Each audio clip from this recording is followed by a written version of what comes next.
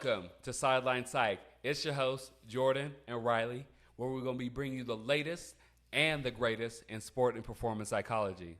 Today, we're going to be talking about something that affects athletes in basketball, kabaddi, soccer, and a bunch of other sports. And we're going to be talking about injuries and how to kind of recover from them. Yeah, no. I feel like you should get this one started. You've had some pretty bad injuries in the past, in your past decade, honestly. So, take me through, what your mindset was like through all that and what it was like for you. Yeah, so around my early 20s, I decided that I wanted to, make something shake after, not playing basketball for so long. I started, training pretty much every day. At the time, I had, a 40-something inch vert, I think, 40, 41. And I felt like at the time I was jumping out the gym, I was super quick and all that kind of stuff. And it all started at 24 Hour Fitness. Hoopers around the world, don't go play with these people who don't know how to play. I don't care if there's 9 people on the court that know how to play. If there's one on there who doesn't, he will get you. They will get you, and that's what happened to me. I remember going up for a dunk, and if you can't guard someone, you might go and try to go underneath them. Well, he went a little bit too far, landed right underneath me, and then I landed wrong, tore my patellar tendon. They put me in a super long leg brace, and that was kind of it for this left knee, where I started to feel a lot of pain. I probably lost just 5 or 6 inches off of that. No, and it's crazy. And the crazy part about the whole thing is Jordan never got injured. And up until that point, you were the healthiest athlete out of everybody. He didn't roll an ankle. He didn't get a sprain. He wasn't sore. Jordan was always it was easy for him. Athleticism just came easy to him. He had a 40-inch vert out the womb. It was no Vertimax, nothing. Yeah, shout out Michael Johnson. Yeah, no cap, because I need some of them jump G's. Yeah, I need some of them jump G's. But no, and when you have an injury like that changes your ability to play and is going to change the outlook of how you can do things. That has to mess with your psyche. Yeah. So I was listening to this one comedian on TikTok, and he was talking about people and their athletic decline. And, when he said it, I thought it sounded crazy, but then I was like, he might be right from a psychological standpoint, where he's like, no one should play sports until they're 25 or 30 years old. Because he said, this is what he said. He was like, all the players that were people who were super athletic growing up, they will now always experience their athleticism on a decline, and that's really tough to deal with. He said, for me, starting at 30, he's like, this is what jumping feels like. This is great. So he only knows what it's like to be on the decline. So he doesn't know what it's like to have max performance. And that's where a lot of people struggle, is that when you can't do what you know that you should be able to do, and your body is telling you something different, that's depressing. Yeah, it's depressing. It's when you're used to performing at a high level, and all of a sudden, one instance, and you're going to be sitting there thinking about what I could have done differently, how I could have avoided this injury, X, Y, and Z. There's going to be a million thoughts running through your head, and just the expectation of how you expect yourself to perform is just going to be different forever. And there's no injuries that go away. Mm-hmm. Every injury is there forever, even when it heals. And whether it's in your head or it's actually physical, it's going to be with you, and it's going to change your outlook on the sport. And, for me, obviously, I've had injury, my right arm, I don't really consider that an injury. Yeah. It's kind of a weird thing, because I never experienced what it was like to not have it. And that's so really, listen to that comedian. Yeah, see, the comedian is right. The comedian is right. I never experienced what it was like to not have it. But the more injury that I think about is with my left shoulder. Mm-hmm. Going into my senior year, I tore my labrum, rotator cuff, and bicep trying to win a state championship. You don't need that. Yeah, no. Who needs that? Who needs shoulders? Who needs shoulders when you're playing basketball? Shout out, Chris. No cap, no cap. Because I was sitting there and I'm like, I literally couldn't shoot more than like 4 or 5 shots a day when I was accustomed for my preparation shooting thousands. Like it was like and that was no big deal. So I would go into these games feeling so unprepared and not really knowing where I was going to be able to, or if I was going to be able to perform at the level that I am used to going to. Mm-hmm. So for someone that has a new injury right at the beginning, what are some things that you think they can do to help themselves in those beginning stages when it's really, really hard? So for me, this was one of the biggest things that really delayed like my progress is that I didn't take my rehab seriously the first time. Because I had never been injured, I was just like, oh, like this is probably not even that bad. So then I didn't really do my rehab. I did it for maybe like 6 weeks, and they recommended like 3 months. And I was playing again after 6 weeks as soon as I felt like the pain is going away. Well, I was playing again, and this wasn't anyone's fault, but there was a wet spot on the court. I landed, hit the inside of my knee, tore the same knee again, patellar subluxation. So my kneecap, you know how the kneecaps would go right here? Yeah, yeah. Well, mine was over here. Yeah, see, that's not where it's supposed to be. Yeah, they're not supposed to be there. That's tough. The second time around, I took my rehab very seriously to the point where my left knee that was injured ended up getting stronger than my right knee. Mm-hmm. So one thing that was really important during that process was I had to set clear and realistic goals. And I really like using the SMART method, which is, specific, measurable, attainable. I'm blanking on the other thing, but it's really about being like very specific in your intention for your goals. So that was one thing.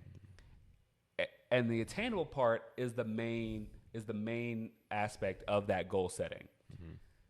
Like for me to say like, oh, I want my 40-inch vert back in 2 months, that would set me up for failure because that's probably not going to happen from a physical standpoint. But from a mental standpoint, when I don't reach that goal, because I set it so high, and there's nothing wrong with setting high goals if they're, actually attainable.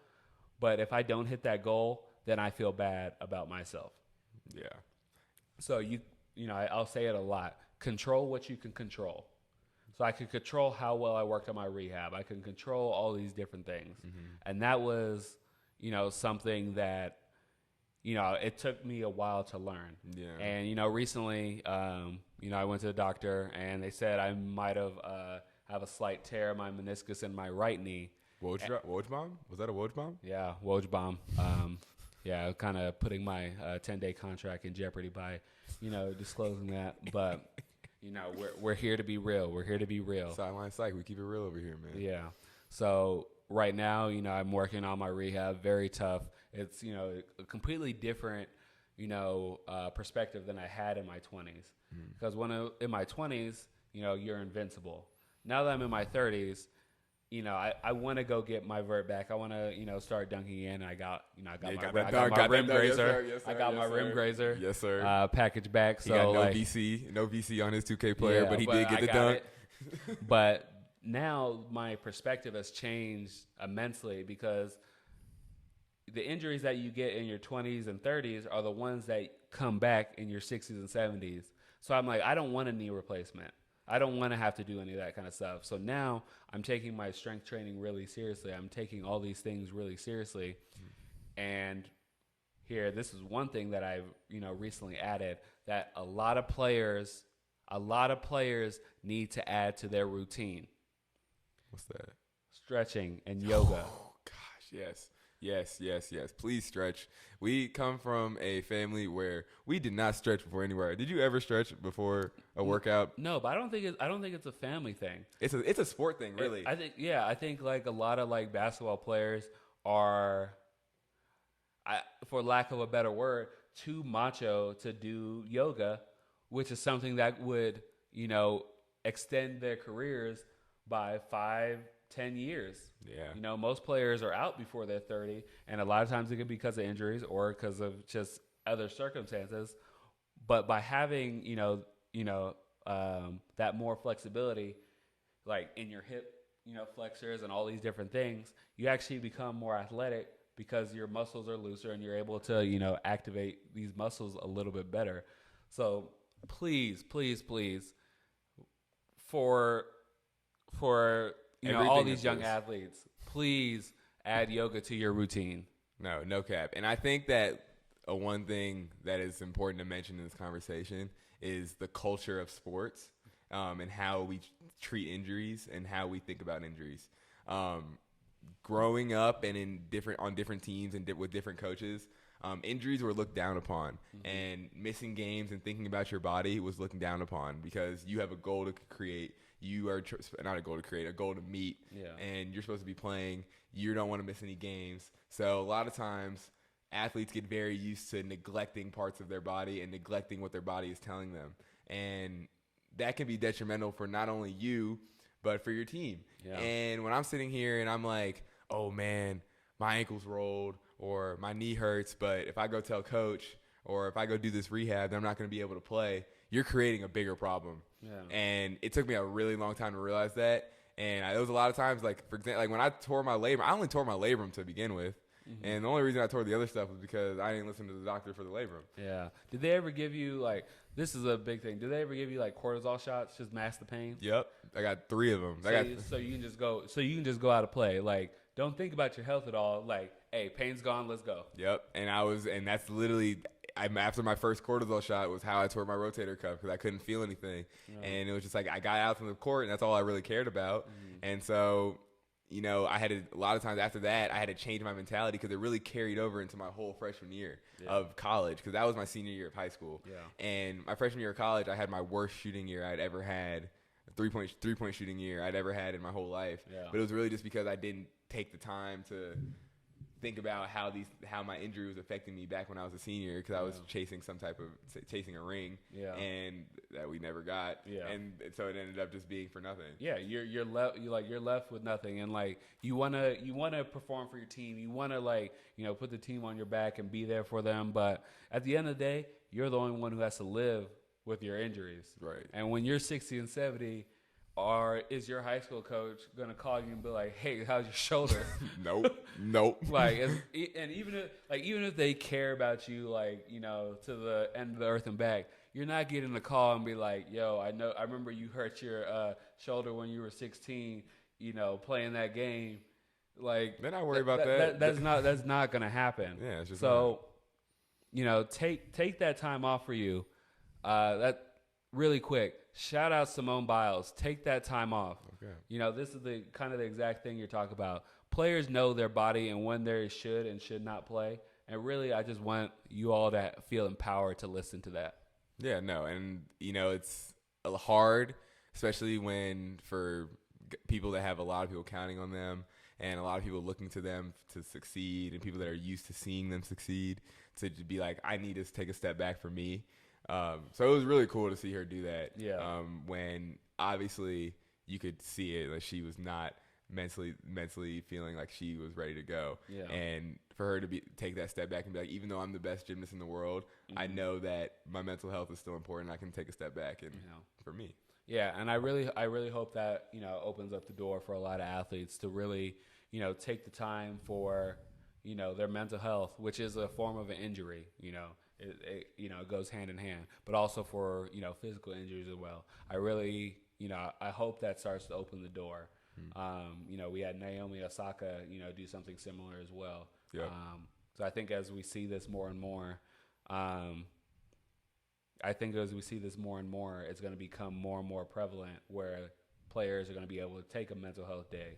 You know, we have Paul George talking about how depressed he was, and he got, you know, roasted for it in the media during the bubble. Yeah. And, you know, that's not right. But he would have got roasted if he didn't play too. Yeah, because it's just like either way, if there's no win situation because, you know, people are looking to you as entertainment, especially as an athlete. You're an entertainer. Yeah. And not a human being. Yeah. That's all I got. All right. Well, you know, we're here to empower people. We're here to bring you the latest and the greatest in sport and performance psychology. We're trying to help you reach that next level. Thank you, and we're going to be back next week with that heat. Sideline Psych, the greatest in the universe. And we get better every week.